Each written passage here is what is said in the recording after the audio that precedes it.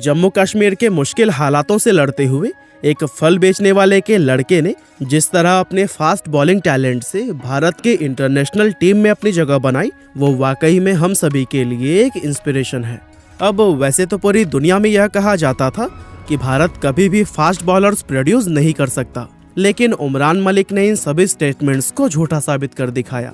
और आज की इस वीडियो में हम इसी उमरान की ही कहानी जानने वाले हैं, जिसे कि सिर्फ जूते न होने की वजह से एक बार अंडर 19 टीम में भी सिलेक्ट नहीं किया गया था। दोस्तों, 22 नवंबर 1999 के दिन जम्मू कश्मीर के श्रीनगर में पैदा हुए उमरान मलिक को क्रिकेट का शौक 3 साल की ही उम्र से लग गया था। उनके पिता बताते हैं कि बचपन में उमरान पूरा दिन बैट बॉल हाथ में लिए खेलता रहता था। अब फैमिली बैकग्राउंड की अगर बात करें तो उमरान एक बेहद ही गरीब परिवार से आते हैं, जहां घर में माता पिता के अलावा उनकी 2 बड़ी बहनें भी हैं। उनके पिता फल और सब्जी बेचने का काम करते थे, जिससे कि उनका घर चलता था। क्रिकेट के शौक के चलते उमरान ने बहुत कम उम्र में ही यह तय कर लिया कि उन्हें फास्ट बॉलर बनना है।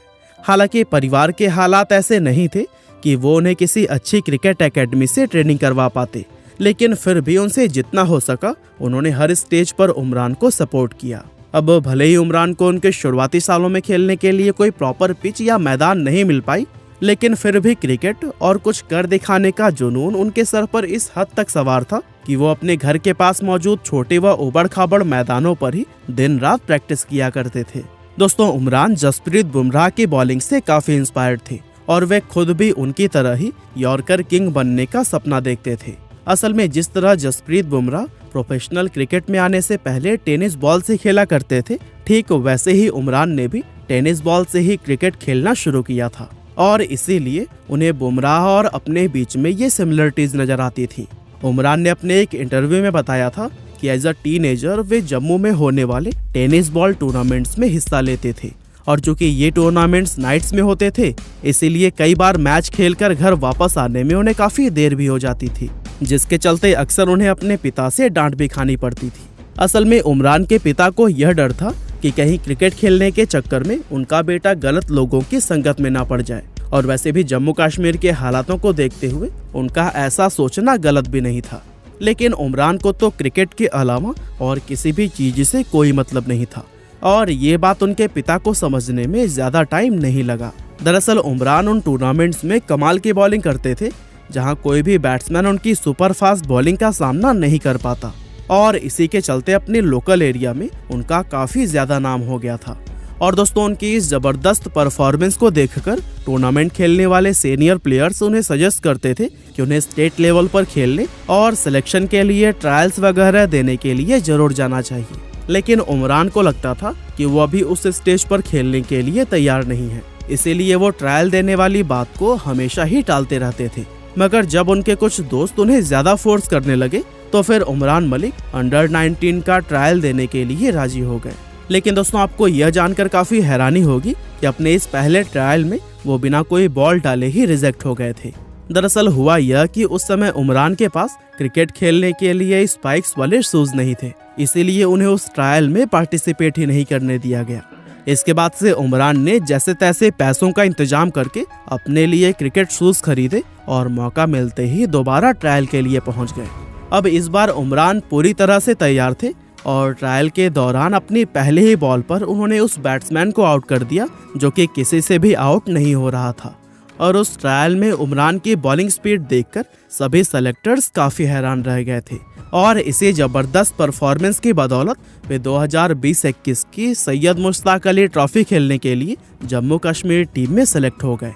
ये सिलेक्शन होने के बाद से उनकी मुलाकात former Indian allrounder Irfan Pathan से हुई, जो कि उस समय जम्मू कश्मीर क्रिकेट टीम के कोच हुआ करते थे। इरफान ने उमरान के इस टैलेंट को पहली नज़र में ही पहचान लिया था, इसीलिए उन्होंने तुरंत उनको निखारने का काम शुरू कर दिया। इरफान ने उमरान के बॉलिंग एक्शन से लेकर उनके लाइन लेंथ तक सभी चीज़ों में सुधार करके उनके टैलेंट को एक सही राह दिखाई। इरफान के अलावा उमरान के दोस्त अब्दुल समद ने भी उन्हें काफ़ी सपोर्ट किया और सीनियर होने के नाते उन्हें मेंटली स्ट्रांग बनाने में भी काफ़ी हेल्प की। दोस्तों, उमरान ने सैयद मुश्ताक अली ट्रॉफी में अपना पहला मैच 18 जनवरी 2021 के दिन खेला और इस पहले ही मैच में 3 विकेट चटकाकर उन्होंने अपने सिलेक्शन को सही साबित कर दिया। इसके बाद 27 फरवरी 2021 के दिन विजय हजारे ट्रॉफी में खेलते हुए उन्होंने अपना लिस्ट ए में भी डेब्यू किया और लगातार अच्छे परफॉर्मेंस करने की वजह से 2021 के आईपीएल में सनराइजर्स हैदराबाद टीम के लिए एज अ नेट बॉलर वे सेलेक्ट कर लिए गए। दोस्तों, नो डाउट कि उमरान की मेहनत ने अब रंग दिखाना शुरू कर दिया था, लेकिन उनके करियर में सबसे बड़ा टर्निंग पॉइंट आना अभी बाकी था।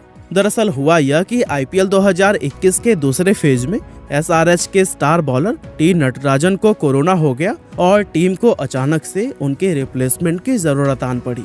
ऐसे में एसआरएच मैनेजमेंट की नज़र उमरान पर पड़ी, जो कि बल्लेबाजों को नेट प्रैक्टिस करवा रहे थे।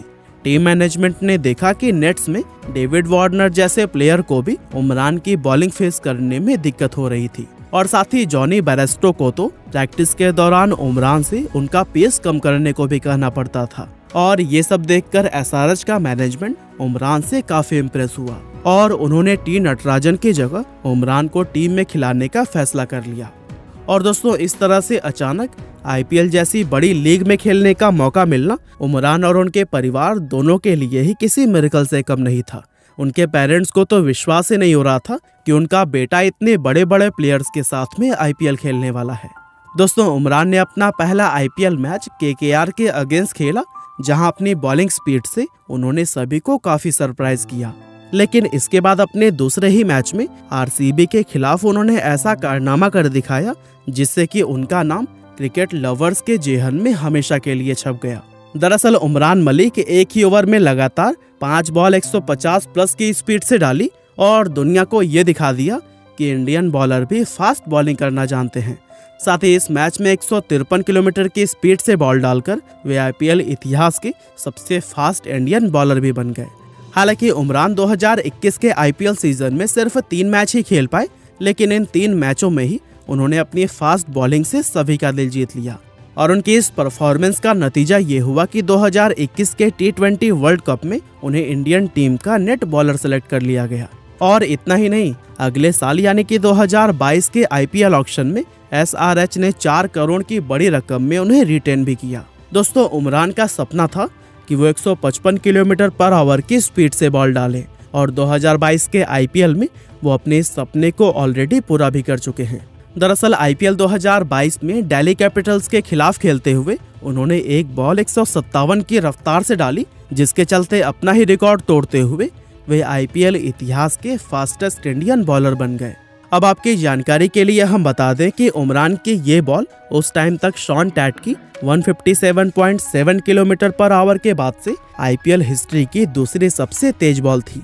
लेकिन आईपीएल के फाइनल में लॉकी फर्गसन की 157.3 किलोमीटर पर आवर की स्पीड से बॉल फेंकने के बाद उमरान की बॉल आईपीएल हिस्ट्री की तीसरी सबसे तेज बॉल बन गई। और दोस्तों, गुजरात टाइटंस के खिलाफ एक मैच में 5 विकेट्स लेकर उमरान ने यह भी दिखाया कि वे स्पीड से बॉल फेंकने के साथ ही विकेट चटकाना भी जानते हैं। इस साल के आईपीएल में उमरान ने अपनी बॉलिंग से सिर्फ फैंस को ही नहीं बल्कि सेलेक्टर्स को भी बहुत इम्प्रेस किया और इसी का ही नतीजा है कि साउथ अफ्रीका के खिलाफ जून में खेले जाने वाली टी20 सीरीज के लिए उन्हें भारत की इंटरनेशनल टीम में भी चुन लिया गया है। यानी कि बहुत ही जल्दी आप उमरान मलिक को ब्लू जर्सी पहने भारत के लिए भी बॉलिंग करते हुए देखने वाले हैं। तो दोस्तों, जम्मू कश्मीर में रहने वाले एक गरीब परिवार से निकलकर जिस तरह उमरान ने टीम इंडिया में अपनी जगह बनाई, ये स्टोरी आने वाले समय में बहुत सारे इंडियन प्लेयर्स को इंस्पायर करने वाली है। बाकी आज की हमारी इस वीडियो में बस इतना ही। यह वीडियो आपको कैसी लगी हमें कमेंट करके ज़रूर बताइएगा। आपका बहुमूल्य समय देने के लिए बहुत बहुत धन्यवाद।